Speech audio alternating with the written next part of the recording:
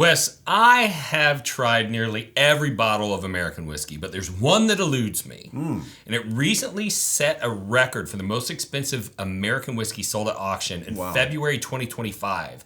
And I had the good fortune of running into its creator when I was in Kentucky. So if you want to learn about it, then you need to stick around.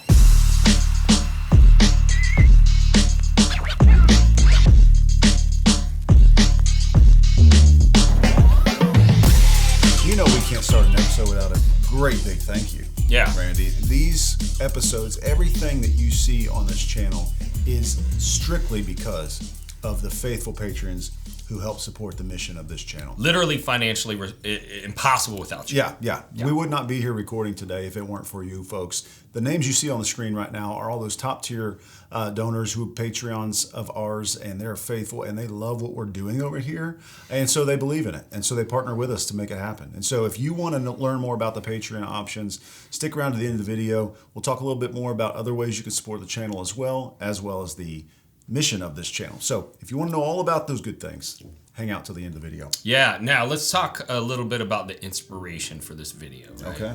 So I was thinking about what I've tried. I've tried all the Van Winkles and BTACs and Double Eagle Very Rare and OFCs and Michter 20 and Michter 25. But there's one bottle that's always eluded me. Really? And it's Linnell's Red Hook Rye. Oh, yes. Yeah. And so it is my great white whale. I've heard a lot about this. Yeah. Well, you know, if you have been as fortunate as we have and you get to try a lot of things, there's probably going to be something that is even out of your reach. Right. And Linnell's Red Hook Rye is one of those things. That's a real store. Yeah, so a real place. Yeah, the backstory was Linnell had a liquor store in Red Hook, New York, and what's interesting is that they became like kind of this renowned whiskey destination for people who are looking for unique spirit opportunities and all that stuff. But the area wasn't really known for that beforehand, right? It's not like the locals were coming in going, you know, how many single barrels do you have available? But she developed that in an area where it previously didn't exist. And she became acquainted with Drew Colesvane from the Willett Distillery. And the two of them worked together and created kind of a brand for her store called Linnell's Red Hook Rye. It was 4 barrels that were all distilled in 1984. When bottled, some were 23 years old, some were 24 years old. And when released, there was a total of 852 bottles that were produced. And you didn't get one of them. No, and this was back before I was even in the whiskey game. I wouldn't have known to even look for one of these. By the time I found out about it, I think at the time they were selling for $15,000 to $20,000. Man, how cool would it be if somebody watching this actually has one of these bottles in their possession? Oh, we're gonna talk about that. That would be super cool. Yeah. So I went and I looked, and Whiskey Advocate actually publishes the top auction prices each month. And the top 20 auction price list from February 2025, Linnell's was 9th on the list, but 1 through 8 were all Macallan bottles of Scotch. Okay. And so what that meant is Linnell's was the highest selling American spirit, and it sold for $32,900. Man, I'm surprised you didn't bid on that. I know, right? But this price is actually down from its high. A year or two ago, I had this really hilarious experience where a gentleman, and if you're watching, I'm gonna do your accent, but it's only because I'm a redneck from Texas, and New Jersey accents are funny to me. Yes. Okay. And so let's hear it. I want to hear your New Jersey. So I get a phone call from this guy, and he's like, "Hey, I'm a big fan of your show. Me and my son, we're about to start our own podcast. I want to see if we couldn't work together." That's good. Oh yeah, it was like really it was good. Like classic to me. It was like I felt like he was in like the back room of like this old Italian restaurant. There was a bunch of dudes sitting around a table all wearing suits. Like that's how it like felt. He's got a ring on every finger. Yeah, something like that. Absolutely. And I don't want to give too much information away because I'm not trying to put this guy on blast, but the conversation started, you know, he wants to, basically his idea was he wanted to reach out to me and he wanted to do this big community roundtable that included all of the top YouTube producers, right? Okay. And he was saying to me, he's like, you know, I can put together a real good event. I got everything, man. I mean, I'm talking every bottle you can think of. I've got it. Dude, I love this. And so I'm sitting here and I'm thinking, this is my shot. Yeah, this is my chance. It's your chance. Right? I'm like, if you have everything, and he starts running through the list, right? And he's like, I've got a Booker's Rye. I've got all the years of the different Thomas Handys. I got this, I got that. And I go, hey, do you have a Linnell's Red Hook Rye? And he goes, oh, I don't know. Hold on. Hey, son, do we got a Linnell's Red Hook Rye back there in the bunker? And he's like, no, Dad, that bottle's like $55,000. And the guy goes, well, I don't have that one, but I can get it. And I was like, whoa. If you can get it. Okay. So if you can get it, you are in the mafia. Yeah. Sure. And so fast forward a little bit. This guy, we communicated back and forth, and I'm like, look, I do know the other content creators, and I actually do think this is a really cool idea. Yep. Like, could you imagine if like every big channel, like we all got together in one like round table and then cracked this like unbelievably epic, like the top of the top, hardest to find bottle. I was like, this is cool. So we talked a number of times. He ends up following back up with me, and he's like, I found it. He's like, I had to do like a weird deal, but I found the bottle.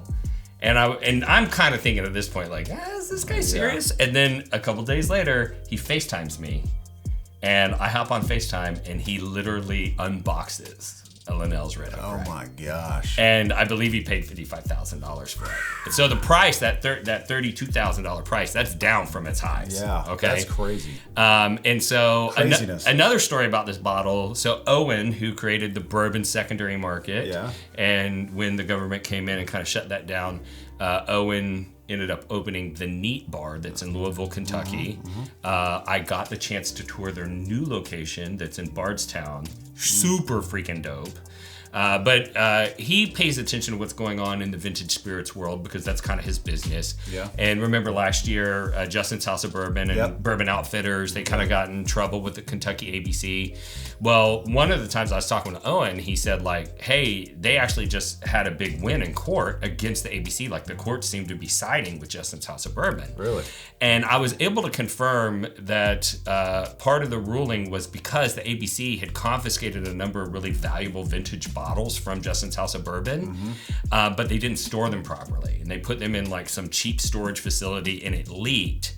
And one of the bottles that was damaged by the leak was the Linnell's Red Hook Rye. Oh my goodness. And so they were able to go to the court and be like, this bottle, judge, is selling for like $55,000.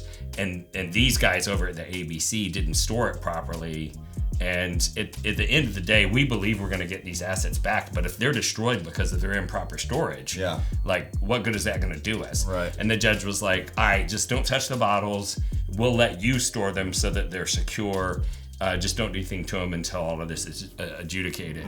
And so I know the guys at Justin's because they carry the Prideful Goat. And I was there one time discussing, are they going to pick up some of my new SKUs and all that stuff? And I was like, hey, I heard a rumor that y'all have a Linnell's Red Hook Rye. And he said, we do. And I said, can I just look at it? And he was like, nope. Can't even show you. Can't even show you because of the court order. Yeah. So then this last week, I went to Kentucky doing some barrel picks. Yeah. The crew and I go to Willett. I was there to try. Everyone talks about the egg salad sandwich. I had never tried it. Okay. So I went there to try the egg salad sandwich, and while I was there, I ran into Drew Colesvane. Oh. Who is an awesome guy. Yeah. So he comes. I was talking with their barrel coordinator, who is Josh. I've met him because we did this single barrel with him. And so I go up and I say hi, and I'm introducing him with the Houston people that I was there with. And then Drew comes walking up, and I'm like, oh my God, like this is Drew Colesvane, right?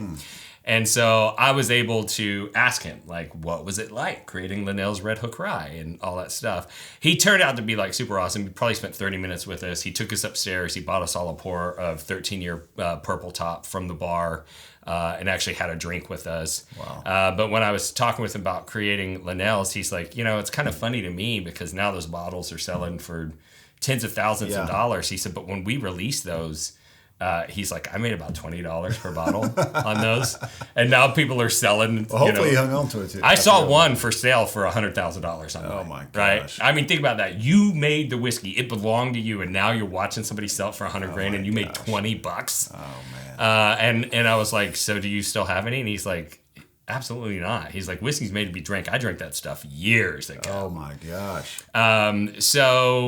It's funny because I have seen a Linnell's Red Hook Rye online. I've even been on a live stream. I've never seen one in person. Okay. Oh my gosh. And I wouldn't do much for Klondike Bar, but I would do some shady stuff. I was gonna say, what would you do? Yeah, I don't know. A bottle of Red Hook Rye. Some shady stuff. Some crazy stuff. To get a hold now, of someone if you else. have one and you're watching this, and you want to be on the show, put whatever shady crap you want Randy to do for that bottle in the comments. Yeah. And we may be able to film that and make that work. Yeah, that would be awesome. That'd be awesome.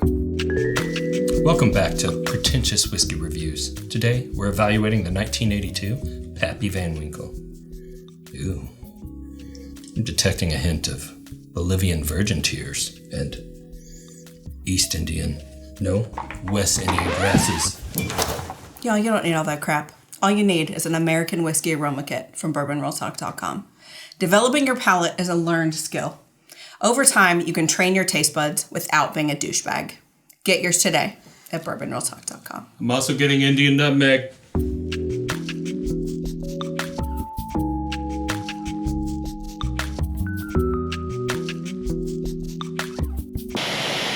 So that is currently the most expensive bottle of American whiskey. Is Linnell's Red Hook Rye. And it's my Great White Well. Just to set your sweet lips on that one time. Yeah, you know what's funny is like I went and read some reviews because I was like, I need to get rid of this like burning curiosity. Yeah. Right? It'll kill you. It'll consume you. And almost every great whiskey I've had, I'm like, this is great, but it's not 1,000 times better. Right, yeah, sure. Knob Creek 9 or something like this. And the reviews that I read were like, I wanted this to taste common, and it just doesn't. There's nothing that's this good. So I have all of this curiosity. Of course, sometimes people are influenced that way. Well, the truth is that Linnell's Red Hook Rye does not taste like a $55,000. Oh, for sure not. Right. No. Yeah, there is no such thing as that, right? So it's no matter what you spend on it and what you get and how you taste it and how good it is, it's never going to be worth the money that you probably spent on it if you spent over 10 grand on a bottle of whiskey. I mean, it's just like, but it's the chase. It's like having the rare item, and it's sharing that with people. And so, I mean, no matter if you ever get one and what you pay for it, it's not, you're gonna sip it and be like, oh, that's good. But it's gonna be like every other expensive allocated whiskey that's out there. Right? Yeah, unless you're like my boy in New Jersey that's like 55,000, no problem, I can get it. No problem. But I will tell you that after he spent 55,000, I was like, hey, when are we doing this? He was like, I may have to hold on to this one for a little while. It was kind of expensive. I had to break a few knees. Dude, I want to meet this guy. Yeah, I already know. I know exactly what he looks like. It's in my head right now. Dude, I'm not gonna. I'll tell you the rest of the story off camera. But, oh man. But this dude's like everyone knows this dude's family. Yeah. Anyways, of course they do. He was on The Godfather. We're going to do a giveaway. But unfortunately, I don't don't have a Linnell's Red Hook Rye. Dang it, I was going to enter this one too. So I thought what I'd do is I give away, there's going to be 3 winners, 1 ounce sample pack of some of my favorite rye. So we're going to do Thomas Handy. Okay. I still have 1 bottle left of Kentucky Owl Batch 1 rye, which is like one of my favorite ryes of all time.